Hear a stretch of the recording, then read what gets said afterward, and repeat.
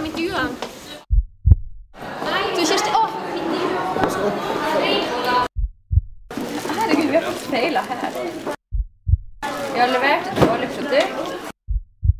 Levert dårlig delårsrapport.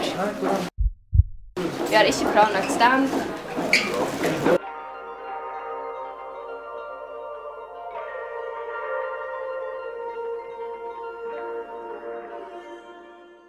Gitt meg jo ut. Elevtinget var verdens mest slitsomme ting jeg har vært på. Ser man at dere gikk inn for privatskole da? Nei. Dere er elendige. Alle er fuckings elendige. Jeg hater verden. Det var Jeg hater mennesker, og ikke verden. nesten leksefri skole. Så close. Jeg hater alle. Jeg hater livet.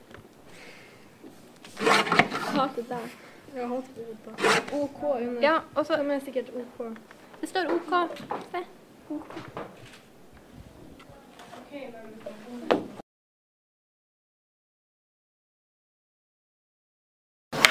Ok, hva skal jeg greie å skyve de her liksom ned?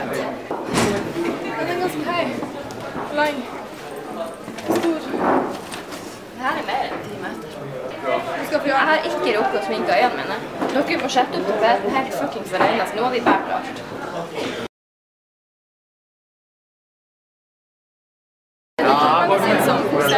Da har vi UBV i navnet. Vi skriver UBV. Yes. UB har den beste selgeren på sitt lag. Kirsti selger.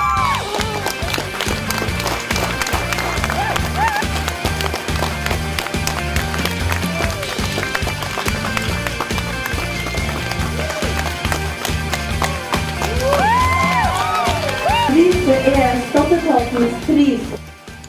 Den var faktisk, vil jeg si, überflott. Så tredje prisen går til ungdomsbedriften Uber.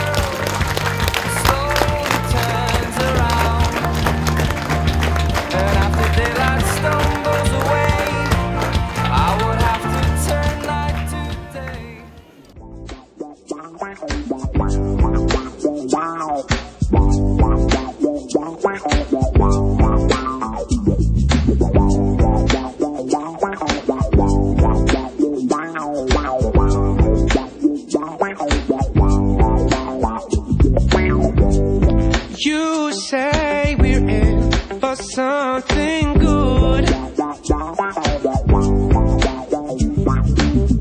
I understand your positivity, but I ain't sure that we're heading where we should. You say we're down for something bad. I try to see things from your point of view, but my eyes can't